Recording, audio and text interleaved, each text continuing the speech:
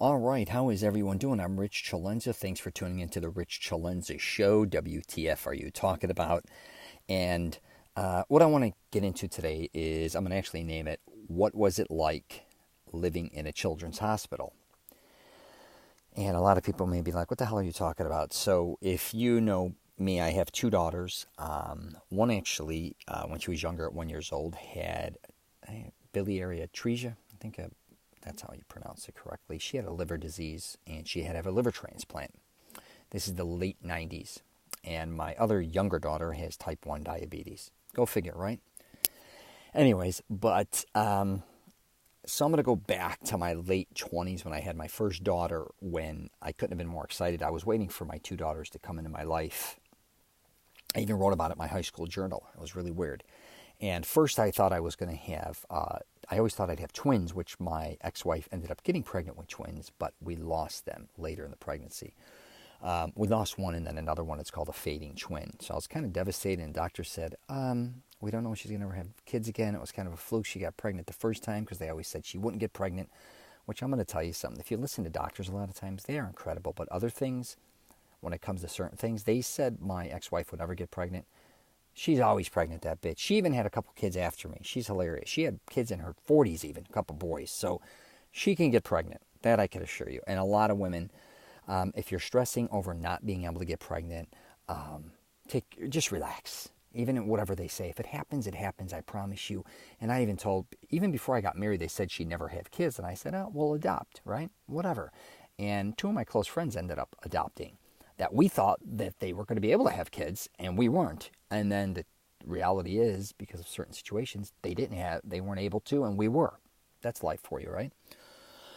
But my first daughter was born very jaundiced, and I remember working out, and I had a cell phone way back then. A lot of people didn't have them, but I got a call and said, wow, she's looking really yellow. Her eyes are yellow. So we ended up going to doctors downtown Orlando, Florida, Arnold Palmer.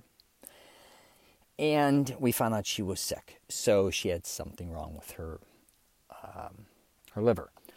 So to make a long story short, the first year of her life, I think we were almost in a hospital as much as out.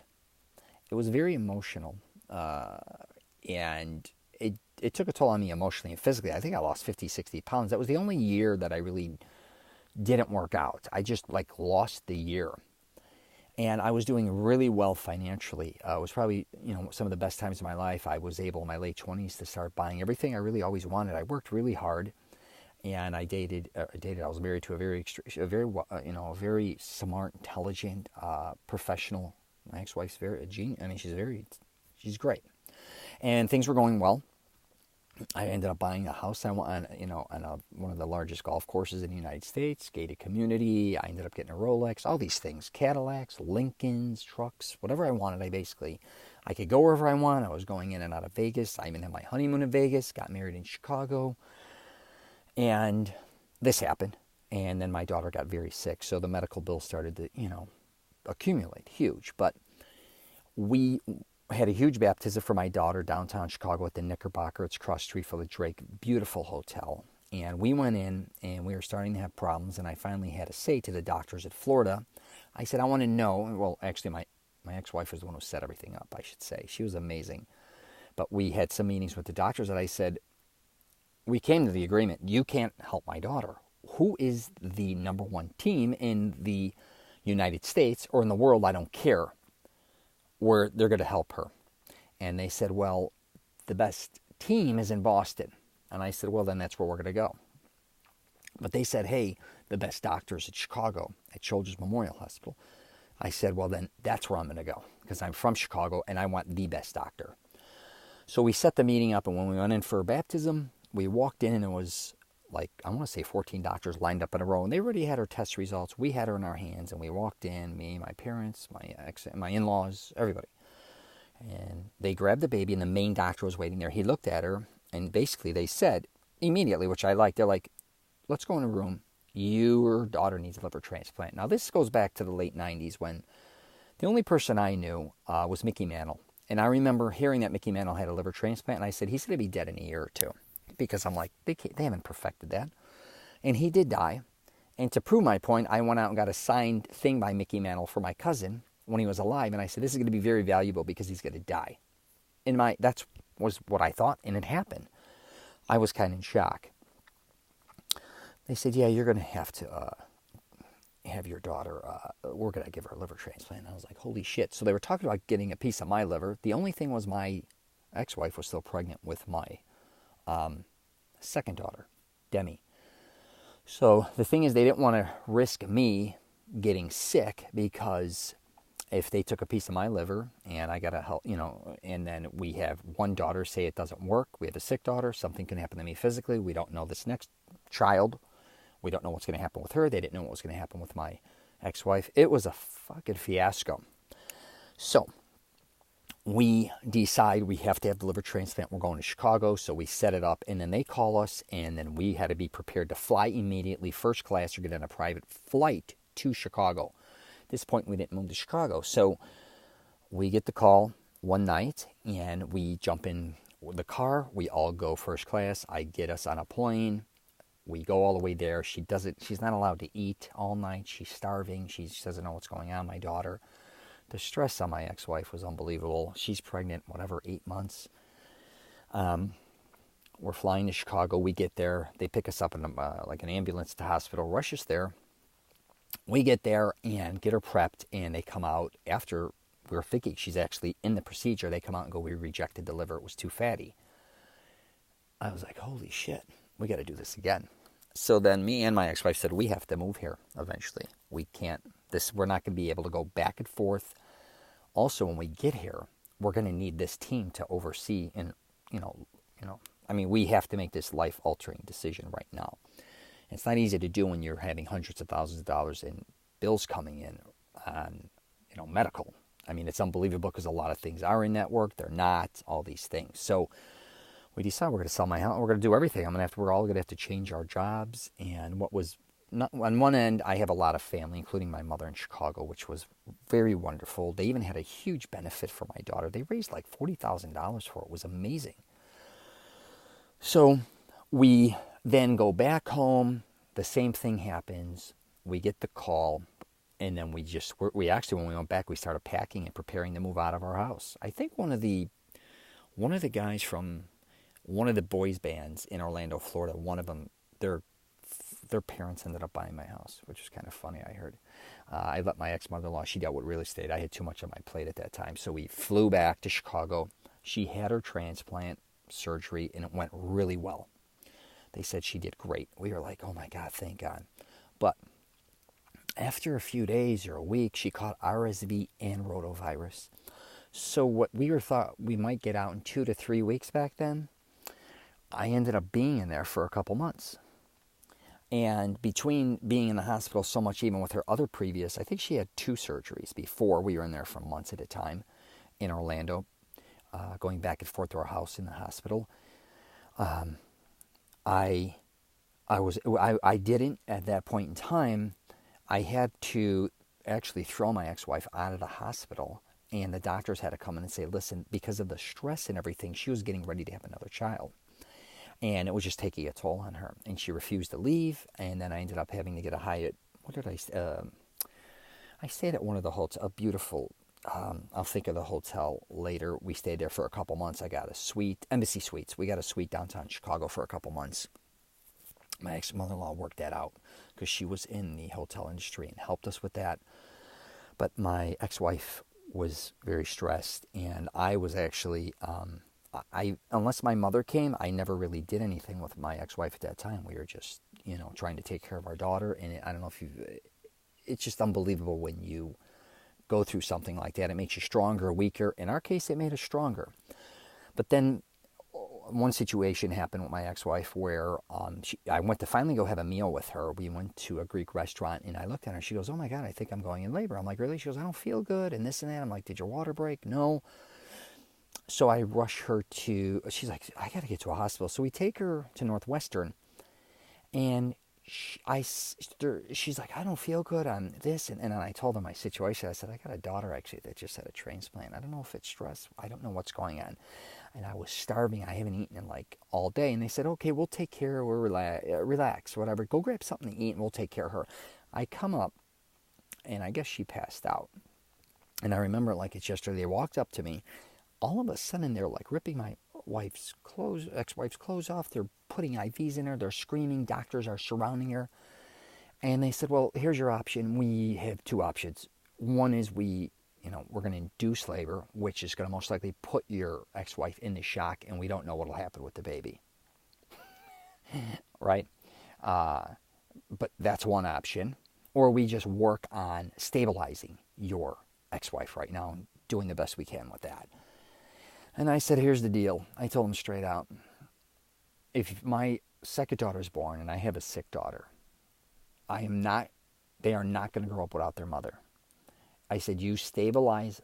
I don't want you to put her in shock. I don't want you to force labor right now. I just want you to work on her.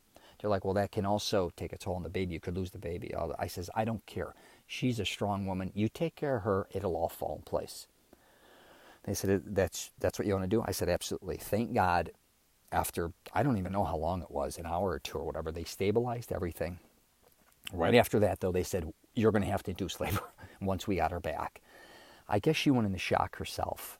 And that's when I had to literally tell her, you can't come. You have to start getting rest at night. You have to go back to the hotel until we induce labor. And they even said you have to. That's kind of how that all went. So, yeah, very interesting to talk through this again. So, for those 2 months, I was mainly in that hospital with my ex-wife and by myself a lot too. My daughter had hundreds of stuffed animals, so I just put them in all over the wall. I didn't, after a few weeks, I didn't know if it was day or night because I made the room so dark where she could sleep because they were always coming in and out and bothering her. You had to put on masks, you had to put on full gear to come in because they wanted her out. And we got her out for like a day or two, or a few days, and she got sick. We had to bring her right back. And it was brutal. And we went through that again a few years later. She dropped to like 29 pounds. We had another close call. But in this case, I even had the, what the heck, I'll think about him in a minute. But I couldn't allow anybody in the room. I finally had to put barriers up and say, only the doctors, no interns, nobody else is coming in this room unless you have to come in this room because I have to get her healthy. The cardinal even came from the archdiocese. My mom works for the archdiocese and everything. I told him, if you want to bless her, you bless her from out there. No one's coming in this room. I didn't want any more germs, any more bullshit. And it's hard. If you have my daughter's only 1 year old. She's tied up because they would rip the tubes out of her. She's already under enough stress. She doesn't know where she's at. She's constantly has people coming in and out. It was brutal. And there were other sick children here. And that's kind of my point here is, what I realized in my life, spending so much time in children's hospitals, was a lot of us don't realize all the gifts we've been given. We have been giving, we have all these opportunities and gifts, but we almost feel sorry for ourselves. I remember sitting there and saying, my whole life, all I wanted to do was have a family, and I wanted to make movies. But my lazy ass never went and made movies. I'm just saying, my daughter may never have an opportunity to do anything. She may pass away. She may never even have the life that she deserved, or at least that I thought she deserved. Okay? And when you go through something like that, and we had children while I was there that passed away, we almost even adopted another child. They came to us and said there was a sick child. And a lot of times, I hope I don't screw this up, but a lot of times some people, they don't allow them to adopt sick children, especially if they haven't had children. But a lot of times if you're dealing with sick children, then, and, they see, what you go through as a parent, they will allow you to adopt someone that's a sick child. So after we went through what we went through, they came to us, and I knew a sick child in the hospital. So did my ex-wife. And they came to us and said, this child, is going to need, and was sick, and it needed parents. And they asked us, and my ex-wife said, of course, we'll take the child. But the child ended up passing before we got it, which kind of rocked my ex-wife. And it was kind of heartbreaking because we used to see that child while we were with ours. And that's where they saw the interaction come in, and they saw how we handled our situation, how our daughter and my new daughter that came in. But one thing happened one night where when we induced labor with my daughter, I had to go to Northwestern. And so I went there, and they induced labor, and everything went well. I got to hold my daughter, but I had to get back because my mother was with my other daughter, so I had to go see my other daughter to make sure, because she was really only comfortable really around, I just want to make sure she was comfortable every day. But there was a monster snowstorm that day, and I think it snowed 17 or 19 inches that day. I had to get to that other hospital, so I left Northwestern, and it was a blizzard. There was no one on Michigan Avenue, and I was just walking, and it was up beyond my knees in this blizzard, and I said, oh my God, I don't know if I can make it all the way there. And I just kept walking and walking, and there was like no one on the street. If you ever walk down Michigan Avenue is a very busy street, but they shut everything down. Even the buses pulled over. I saw one cab dude kind of scooting. It was like a miracle, like an angel. I'm waving him down. Literally one cab. This is not a joke. Like one cab guy going, and I said, I waved him down. I was like stopping him, like standing in front of Michigan Avenue, waving him down. He says, I'm sorry, I got to get home. And I said, which way are you heading? I said, can you take me to Children's Memorial in Lincoln Park? He goes, I'm going that way, sure. I'll drop you off near it, and you can walk the rest. I said, that would be wonderful. But I remember walking in that blizzard, and I said to myself, if you would have told me a couple of years ago the way I was in the situation I was in financially, emotionally, and living a certain lifestyle, that I would have actually one daughter going through a liver transplant, another daughter that was just born, induced in Chicago, and it, as chaotic as that was almost like a time of clarity. It was kind of like, oh my God, how lucky am I actually that, one of my daughters is recovering from a transplant. Just, even though she was sick for the last couple months, she's doing better. This is towards the end. And my other daughter came out. She looks very healthy. And, my ex-wife looked very good. This should have been almost the most chaotic time of my life. And it was actually the most settling, I guess you could say. And what was interesting is I got to bring both children back to the embassy suites with me.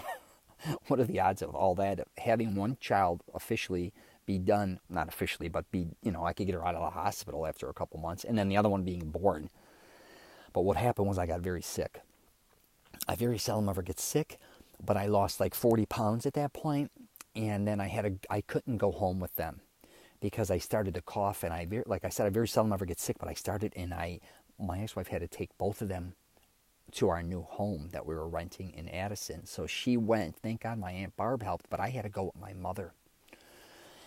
And I heard my ex-wife, thank God my aunt showed up. She pulled in with both kids. One's got tubes. Everything's still sick, kind of, but recovering. And the other one's a newborn that's a couple days old, 2 or 3 days old. And I think she almost had a nervous breakdown. She told me, my ex-wife says, I couldn't believe what we just went through. And I says, I can't believe it either, but we didn't want to get the kids sick because I was so sick. But I think at that point I only lost 30 pounds, say 35, because I was going up and down. But when I was with my mother, I stayed with her a week. I lost like another 10 pounds, but I didn't shave for like a few weeks. I had anything. And I remember pulling up in the house, and my ex-wife, she looked, she didn't even know. She's like, can I help you? And I said, it's me. I came walking up to the house. She's like, oh my God. She didn't even recognize me. And she looked so different too, because she lost so much weight in that week, because she's pregnant for 2 months, or 3 years almost between the twins, my first daughter and the second one. She lost a lot of weight in a week. I was like shocked, because her face, we both just looked at each other and we're like, holy shit. Like we just looked like two totally different people. And I don't know if that was, it was obviously physically, emotionally, to go through something like that. And I think when people go through that, you never look at each other the same way. I stopped looking at my ex-wife as my wife, actually. I started looking at her as an entirely different type of person. And unless you've been through something like that, because I think when you first start dating someone, or you're engaged or you're married, you just look at that person for who they are. But when you go through something like that, it's a game changer. And I don't know, I think she also looked at me as a father, as being like somebody who really would do anything for his kids, thank God. Maybe, you know what I mean? And not attacking her or any of that bullshit. But I always think about, I want to go back and help young children, help with their confidence, especially sick kids. And I know dealing with sick kids is a very touchy subject, especially when you got adults and stuff. So I never went into that. And when I would go back to the hospital, and they've since shut that hospital down, or they've changed it, but Children's Memorial has moved near, if I'm not mistaken, Northwestern. My daughters got older, and then we ended up going to Gainesville for her doctor. But she's doing amazing. She's huge into fitness. We did have a point where she was in kindergarten. We almost lost her. She dropped to was she 29 pounds? She lost all her hair. She got very sick again. We have no idea what happened. And we kind of started going through the whole thing all over again at Children's Memorial. I was like, holy shit, we're going through this again. And no, whatever. And I remember my younger daughter seeing her sister after she lost all her hair, and that weight was in total shock. And that was pretty crazy. But again, living in a children's hospital, I used to goof around and say it was worse than prison, because I felt like the time in there was it just felt so, it weighed on me. And all the kids screaming. You have burn units. You have kids obviously with leukemia, obviously different types of cancer, all different types of things going on. Heart transplants, liver transplants, all different things.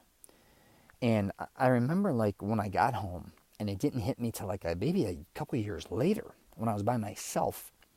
It all kind of came crashing down emotionally on me for a week that I went through that. Much later in my life. It was actually, I was looking at photos, and I don't know what happened.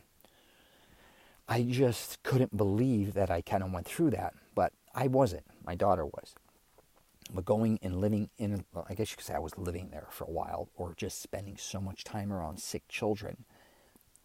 I think what happened with me is all bullshit got swept aside. And I think that's what my podcast, when I talk about things, I try to be brutally honest, because I think we kind of sugarcoat. We're always feeling sorry for ourselves. We bullshit ourselves. We blame other people.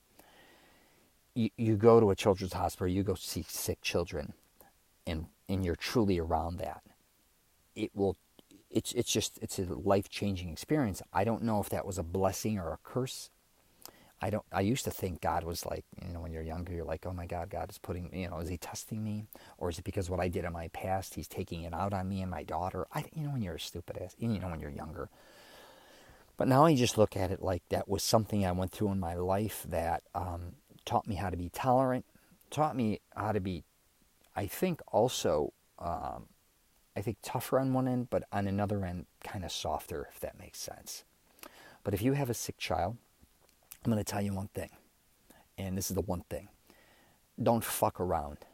And when I say that, you find the best doctor or medical facility you can. And I don't care if you got to fly to Australia. I don't care if you go to Hong Kong, Tokyo, Chicago, New York, San Francisco. You find the best. I know people that get attached to certain hospitals or doctors, and it's not going the right way. And they don't want to go out and network, or they don't want to leave their city or state or leave their job. You know what? You better buckle up, because I've seen people not go to the best, and they've lost. They've lost their kids, and it's not a joke. And then later in hindsight, they're like, oh my God, we should have did this, we should have done that. If I didn't, and I'm not blaming Arnold Palmer, they just didn't have the doctors or facility, I should say, to get done what we needed to get done. And if you do go to the best, that's even yourself. If you get sick and you got to go to Mayo Clinic, or you make sure you get the best medical care. Don't sell yourself short, man. You deserve that. If you can get it, go get it. We live in America, some of the best medical in the world. Don't sell you or your family members short. Yeah, you may have to move somewhere different for a while, or you may have to take time off of work, or you may have to pay a lot of money. You may be in debt a lot of money, but is it worth it? 100%. I promise you. I promise you that. That I guarantee you. Because a lot of people, too, they don't think it's going to go bad. And then before you know it, it goes real bad. And now it's too late. And a lot of times, what are you going to do? Now you want to transfer somebody who's extremely sick, who's almost at the point of no return, transfer them to another facilitation, or whatever the word I'm trying to say, doctor, or hospital, or whatever. Try to get the best care you can as quickly as possible. Every day can be crucial. With my daughter, she had such a high jaundice level. I forgot the number. I don't want to misquote it, but she was literally, I think, weeks away from brain damage. That's how close we were getting to that. And I think a lot of people don't realize you could be, you do one certain thing, you could wait another week. If you don't feel good, get to the doctors, get to the hospital, right? And try to take care of yourself. So I'm not going to all of a sudden talk like I'm some medical expert. That's ridiculous. But let me grab some water here. All right, I'm going to wrap it up there. And if you can help children or you have time, become a part of Make-A-Wish Foundation. I was just at an event for a car show at, where the hell was I at? I was at Celebration. They have an annual car show there for Make-A-Wish. That's amazing. My daughter, they actually gave a Make-A-Wish. And I said, I'm so crazy. I'm like, no, we're going to go to Florida anyways. I had the money to do it. I said, I used to live in Orlando. We're just going to go for a week ourselves. I'm going to have a birthday party for my ex-wife. We're going to get all the family together. I said, we don't need a Make-A-Wish Foundation. I said, give it to the other kids. That's such a nutcase. But I still think on record my daughter has one if she ever wanted one. It's kind of interesting, right? But if you can become a part of Make-A-Wish, or if you never know, a lot of people out there, you may be doing something a child wants to be a part of. And I don't think people even realize that. My daughter once asked me to come in when she was in first or second grade to talk about how to make movies, and I only was an independent movie maker. And I went into the school. They had all the parents there, and I was like the whole school was waiting for to talk about how to make movies, because that was the one thing out of all the kids that they were waiting. And all these other parents were very successful. My kids went to a private school. Some built the construction at Universal Studios. Some were high-ups at Disney. Some there was a bunch of incredible parents there. I'm like, I'm nowhere near the level of their, as far as degrees go and what I think they're doing. But the kids went crazy. I told them how I make movies, or I was making independent movies. They wanted to know how to become an actor and all these different things, and it was a blast. And I would have never thought that. So maybe you do things, believe it or not, especially teenagers or whatever, that a lot of people may want to do. You just don't look at your job as being that unique, but to other people it may be unique.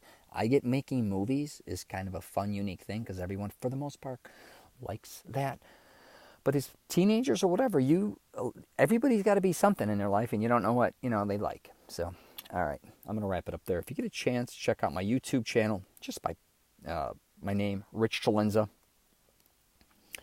And, before I say anything, I want to definitely say that my mother helped me through my that whole process. I mean, and my ex-mother-in-law and father-in-law, or everybody, all my family members, my cousins, my uncles, when they had that benefit. I just want them to know that I'll never forget that, and I hope they know that I'm always there for them as well.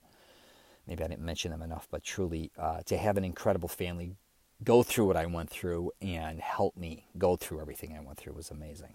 On both sides of my family, the Fedigatos, the CELENZAs, the Faircloughs, the Cefaldis, and the Gallos, I think the Bonavolatos, maybe even a bit involved in there, and all my closest friends, Jesus, the Mangos, all of them at that time, the Chipettas, my buddies at Florida, tons of them, the Pizzanis, all of them. They're just wonderful people.